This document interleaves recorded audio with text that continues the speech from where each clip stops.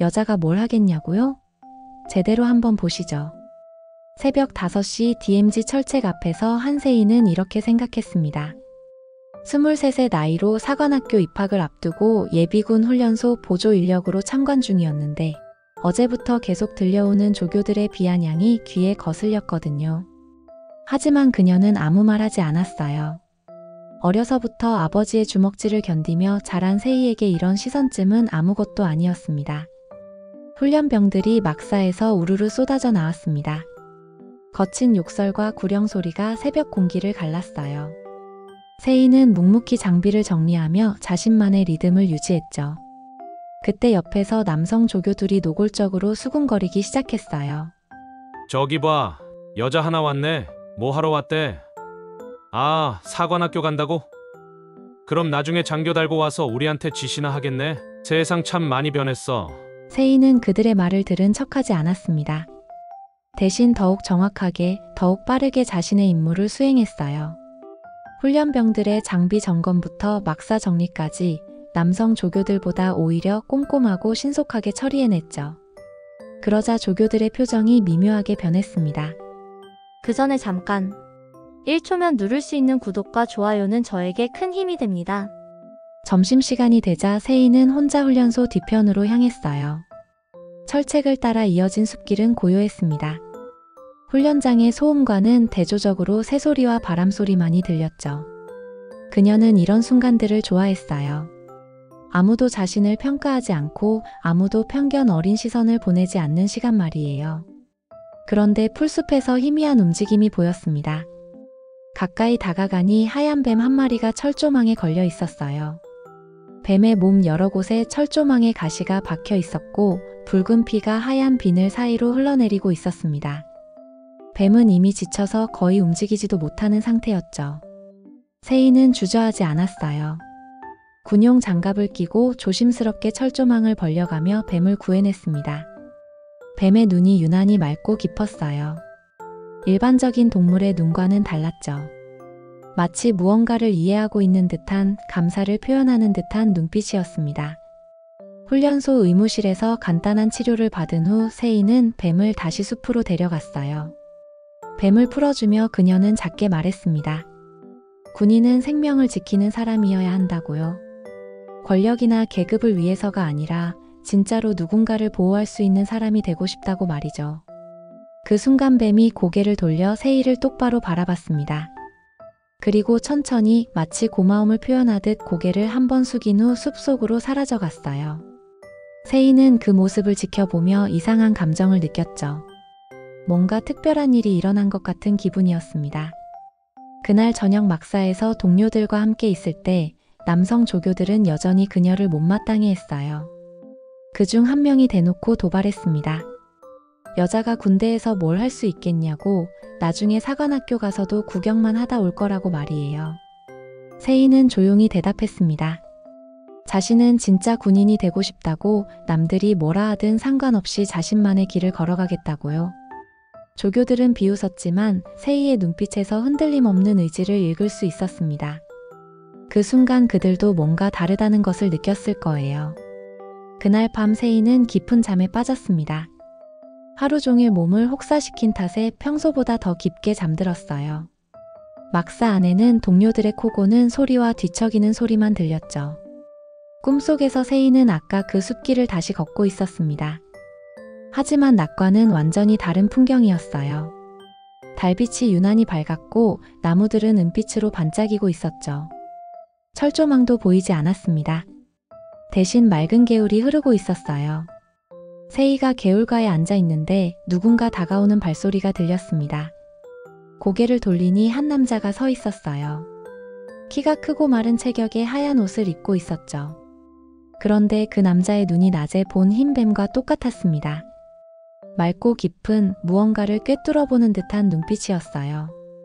남자는 세희 옆에 자연스럽게 앉았습니다. 말없이 개울물을 바라보더니 천천히 입을 열었어요. 목소리가 특이했죠. 사람의 목소리 같으면서도 어딘가 다른 세상에서 온 것 같은 울림이 있었습니다. 기억해두세요. 당신에게는 3번의 큰 위기가 올 겁니다. 남자의 말에 세이는 고개를 갸우뚱했어요. 무슨 소리냐고 묻고 싶었지만 목소리가 나오지 않았습니다. 남자는 계속 말을 이어갔죠. 첫 번째 위기에서는 당신의 신념이 시험받을 거예요.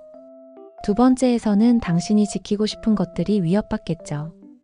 그리고 세 번째에서는 당신 자신이 선택해야 할 순간이 올 겁니다. 세이는 왜 자신에게 이런 말을 하는지 궁금했어요. 남자는 마치 세이의 마음을 읽은 듯 미소를 지었습니다. 그 미소가 오늘 낮에 본 뱀의 표정과 너무나 닮아 있었어요. 당신이 오늘 보여준 마음 때문입니다. 생명을 구하는 일에 주저하지 않았죠. 그런 사람에게는 더 큰 책임이 따르게 마련이에요. 남자가 개울에서 물을 한 모금 떠서 마셨습니다. 그러자 물이 반짝이며 빛을 발했어요. 세이는 점점 이상해지는 상황에 당황했습니다. 이게 꿈인지 현실인지 헷갈리기 시작했거든요. 남자는 그런 세이를 보며 다시 말했어요. 각각의 위기에서 제가 길을 열어드릴 겁니다. 하지만 그 길을 걸어가는 건 당신의 몫이에요. 때로는 외롭고 힘들 테지만 포기하지 마세요. 당신이 지키려는 것들이 얼마나 소중한지 기억하시고요. 그 순간 바람이 불어왔습니다. 남자의 하얀 옷이 바람에 날리면서 점점 흐려져 갔어요. 세이는 급하게 손을 뻗었지만 남자는 이미 사라지고 있었습니다. 마지막에 들린 목소리가 또렷했어요. 진짜 군인이 되고 싶다고 했죠? 그 마음을 잊지 마세요. 언젠가 당신이 누군가의 희망이 될 날이 올 겁니다. 세이가 눈을 떴을 때는 이미 새벽이었습니다. 막사 창문으로 희미한 빛이 들어오고 있었어요. 꿈이었지만 너무나 생생했죠. 남자의 목소리와 그 눈빛이 아직도 귓가에 맴돌고 있었습니다. 일어나서 세수를 하며 세이는 곰곰 생각해봤어요. 세 번의 위기라는 게 정말 올까요? 그리고 그 남자는 대체 누구였을까요? 하지만 한 가지는 확실했습니다. 어떤 일이 일어나든 자신의 신념을 지켜나가겠다는 마음 말이에요. 훈련소 마지막 날 세이는 다시 그 숲길을 지나갔습니다. 혹시 흰뱀이 보일까 해서였죠. 하지만 아무것도 보이지 않았어요. 다만 바람이 불어올 때마다 꿈속 남자의 말이 떠올랐습니다. 진짜 군인이 되라는 그 말이요. 15년이 흘렀습니다. 한세이는 이제 준장 계급장을 달고 있었어요. 국방부 대회의실에서 역사적인 발표가 이루어지고 있었죠. 대한민국 육군 최초의 여성 투스타 사단장 임명입니다. 국방장관이 발표하는 순간 기자들의 플래시가 터졌어요. 하지만 세이의 표정은 담담했습니다. 이 순간을 위해 얼마나 많은 것들과 싸워왔는지 아무도 모르죠. 사관학교를 수석으로 졸업한 후 세이는 줄곧 남성 위주의 조직에서 자신만의 길을 개척해왔습니다. 소대장 시절부터 연대장까지 매번 첫 번째 여성이라는 꼬리표를 달고 살았어요. 그럴 때마다 훈련소에서 만난 흰 뱀과 꿈속 남자의 말이 떠올랐죠. 기자회견이 끝나고 세이는 혼자 복도를 걸었습니다. 그때 한 고위 장성이 다가왔어요. 얼굴에는 못마땅한 표정이 역력했죠. 한 준장 축하는 하지만 솔직히 말해서 이건 포퓰리즘 인사 아닙니까?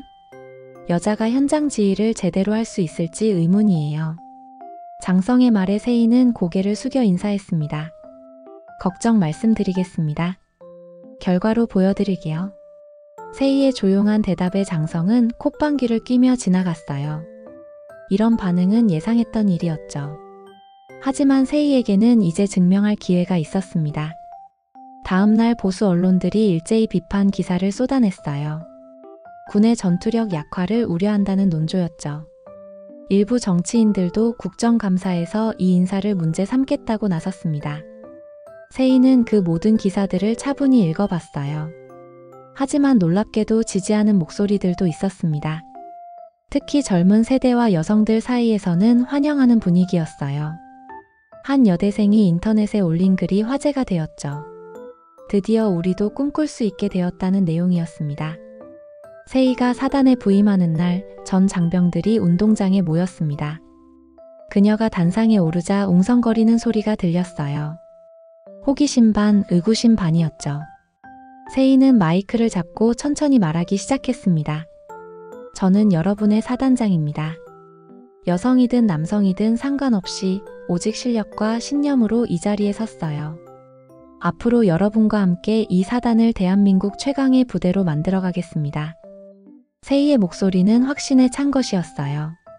그 순간 운동장의 웅성거림이 잦아들었습니다. 장병들의 눈빛이 달라지기 시작했죠.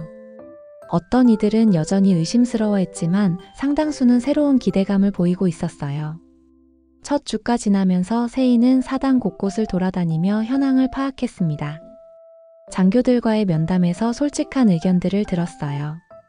걱정하는 목소리도 있었지만 기대하는 목소리도 적지 않았죠.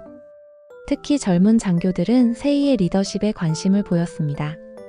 그들은 기존의 관습적인 지휘 방식에 어느 정도 피로감을 느끼고 있었거든요. 세희의 합리적이고 소통 중심의 지휘 스타일이 신선하게 다가왔던 것이죠.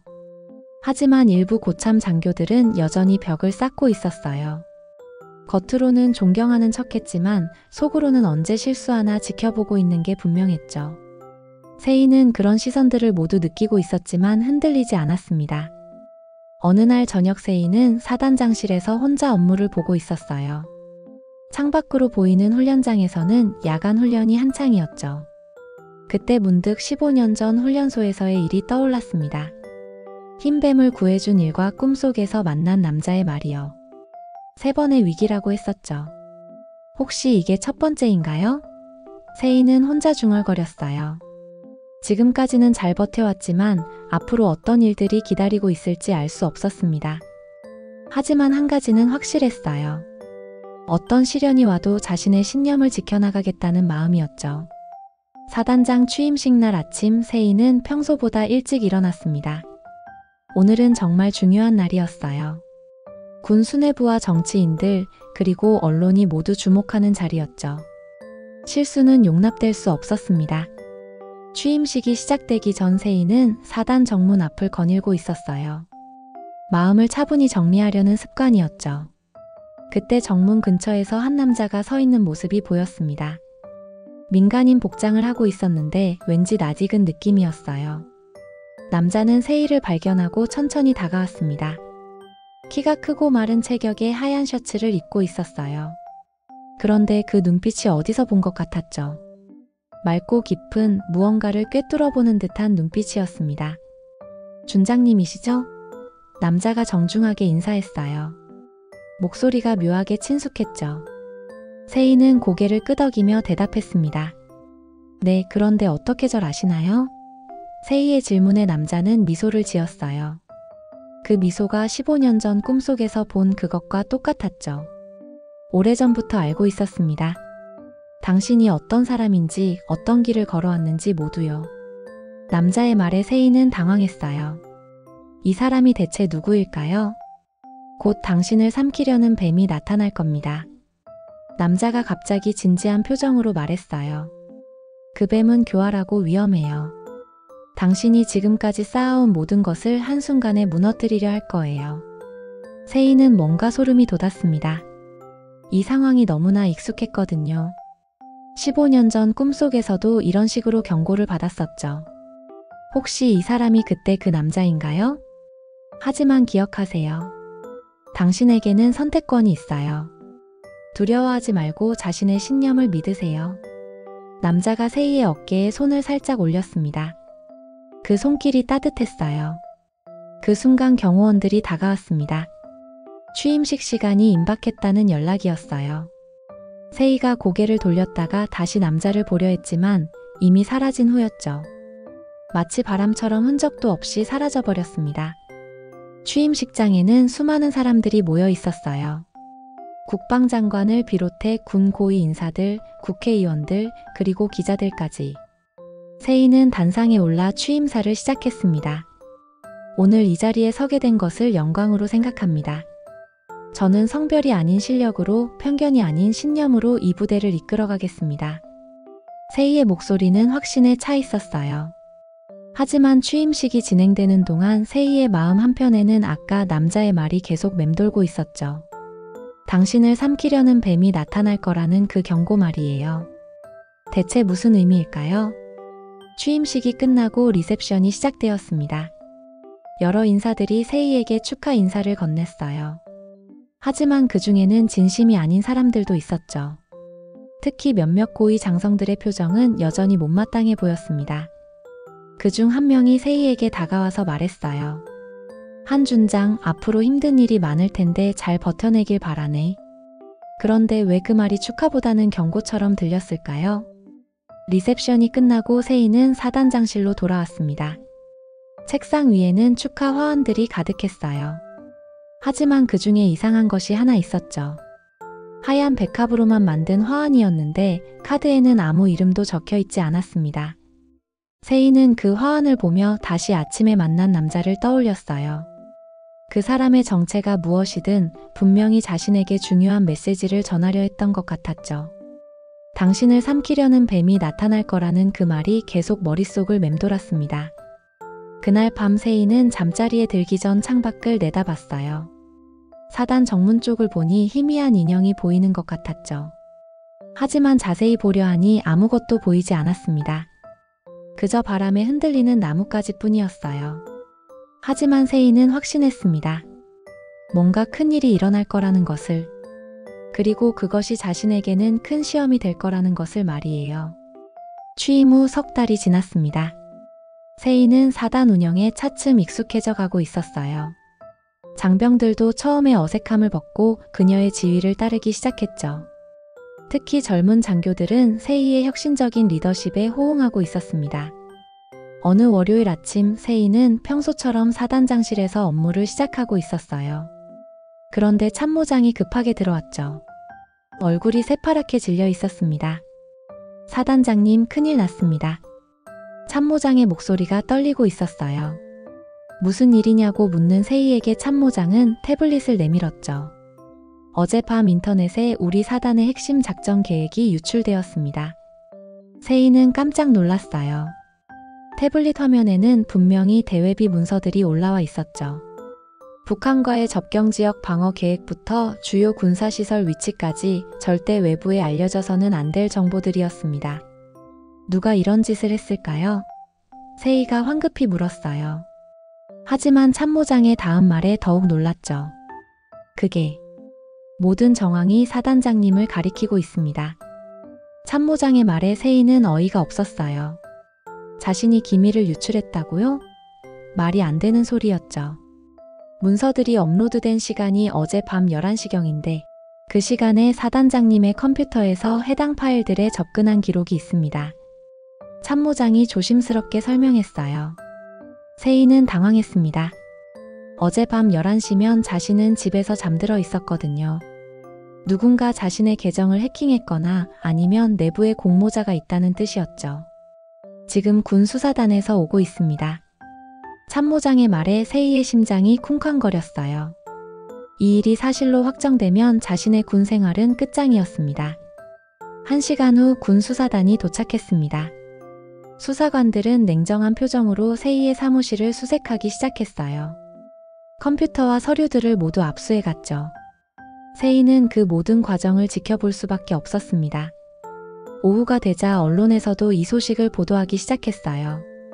여성 최초 투스타 사단장 기밀 유출 의혹이라는 제목의 기사들이 쏟아져 나왔죠. 댓글란에는 역시 여자는 안 된다는 악플들로 가득했습니다. 세희는 집으로 돌아와 혼자 생각에 잠겼어요. 대체 누가 이런 짓을 했을까요? 그리고 왜 하필 자신을 범인으로 만들려 하는 걸까요? 취임식 날 만난 남자의 말이 떠올랐죠. 당신을 삼키려는 뱀이 나타날 거라는 그 경고 말이에요. 다음 날 아침 세희는 국정감사장의 참고인으로 출석해야 했습니다. 국회의원들의 질타가 쏟아졌어요. 특히 보수 성향의 의원들은 이 기회를 놓치지 않고 세희를 공격했죠. 한 준장, 이번 사건으로 여성 장성에 대한 우려가 현실로 드러난 것 아닙니까? 한 의원이 날카롭게 질문했어요. 세희는 침착하게 대답했습니다. 저는 결백합니다. 반드시 진실을 밝혀내겠어요. 하지만 의원들의 추궁은 계속되었죠. 세희는 그 순간 정말 외롭다고 느꼈습니다. 그날 저녁 세희는 사단 뒷산을 혼자 올라갔어요. 마음을 정리하고 싶었거든요. 산 정상에서 사단을 내려다보니 복잡한 감정이 밀려왔죠. 이렇게 끝날 수는 없었습니다. 갑자기 풀숲에서 바스락 소리가 났어요. 세이가 돌아보니 하얀 뱀 한 마리가 나타났죠. 15년 전 훈련소에서 구해준 그 뱀과 똑같이 생겼습니다. 뱀은 세이를 바라보더니 천천히 산 아래로 향했어요. 세이는 무언가에 이끌리듯 뱀을 따라갔습니다. 뱀이 멈춘 곳은 오래된 참호 근처였어요. 한국 전쟁 때 만들어진 것으로 보이는 낡은 참호였죠. 뱀은 그곳을 한번 보더니 사라져버렸습니다. 세이는 그 자리에 서서 생각했어요. 이게 우연의 일치일까요? 아니면 정말 뭔가 메시지가 있는 걸까요? 어쨌든 이 사건의 진실을 밝혀내야 했습니다. 그것만이 자신의 결백을 증명하고 지금까지 쌓아온 모든 것을 지킬 수 있는 방법이었으니까요. 수사가 진행될수록 상황은 세이에게 불리해졌습니다. 컴퓨터 로그 기록과 보안카드 출입 기록까지 모든 증거가 그녀를 가리키고 있었어요. 하지만 세이는 포기하지 않았죠. 반드시 진실을 밝혀내겠다고 다짐했습니다. 며칠 후 세이는 혼자 조사를 시작했어요. 공식적인 수사에서는 자신이 용의자였지만 진짜 범인을 찾기 위해서는 직접 나서야 했죠. 먼저 기밀이 유출된 경로를 추적해봤습니다. 유출된 문서들을 자세히 살펴보니 이상한 점이 있었어요. 모두 작년에 작성된 구버전 문서들이었죠. 현재 사용하는 최신 계획서가 아니라 이미 폐기된 자료들이었습니다. 왜 굳이 구버전을 유출했을까요? 세이는 이 문서들에 접근할 수 있는 사람들의 명단을 작성해 봤어요. 생각보다 많은 사람들이 있었죠. 하지만 그 중에서도 특히 의심스러운 인물이 있었습니다. 바로 민태중 정책실장이었어요. 민태중은 세이의 사관학교 동기였습니다. 하지만 학교 시절부터 그녀를 못마땅해 했던 인물이었죠. 여자가 군대에서 출세하는 것을 탐탁지 않게 여겼거든요. 게다가 최근 정계 진출을 노리고 있다는 소문도 있었습니다. 세이는 민태중의 과거를 뒤져보기 시작했어요. 그 과정에서 충격적인 사실을 발견했죠. 민태중이 학교 시절 여학생들을 상대로 성희롱을 일삼았다는 증언들이 있었던 것입니다. 당시 피해를 당한 한 선배가 이 사실을 고발했지만 조직적으로 은폐되었다고 했어요. 그 선배는 결국 전역했고 민태중은 아무 일 없었다는 듯 승진을 거듭했죠. 세이는 분노가 치밀어 올랐습니다. 며칠 후 세이는 그 선배를 찾아갔어요. 이미 민간인이 된 그녀는 작은 카페를 운영하고 있었죠. 처음에는 말하기를 꺼려했지만 세이의 간곡한 부탁에 결국 입을 열었습니다. 민태중 그자는 정말 악질이었어요. 여자들을 함부로 대했죠. 그런데 윗선에서 모두 덮어줬어요. 선배의 목소리에는 아직도 분노가 섞여 있었어요. 그때 제가 몰래 녹음한 파일이 있었어요. 하지만 사건이 은폐되면서 그냥 묻어버렸죠. 선배가 말했어요. 세이는 그 녹음 파일을 보여달라고 부탁했습니다. 하지만 정말 중요한 단서는 다른 곳에 있었어요.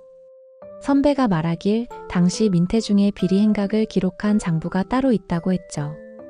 그 장부에는 비자금 조성부터 각종 불법 행위까지 모든 것이 기록되어 있다고 했습니다. 그 장부는 어디에 있나요? 세이가 급하게 물었어요. 선배는 잠시 망설이더니 대답했죠.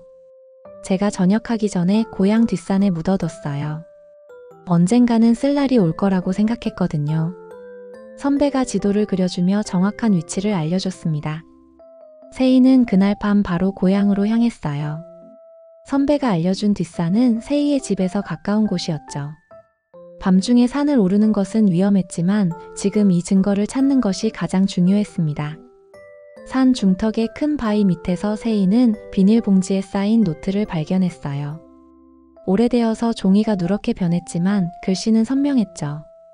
민태중의 각종 비리 행각이 날짜별로 자세히 기록되어 있었습니다. 특히 충격적인 것은 최근 기록들이었어요. 민태중이 국방부 정책실장이 된 이후의 활동들이 적혀 있었죠. 방산업체들과의 유착, 기밀 정보 판매, 그리고 정계 진출을 위한 각종 로비 활동까지.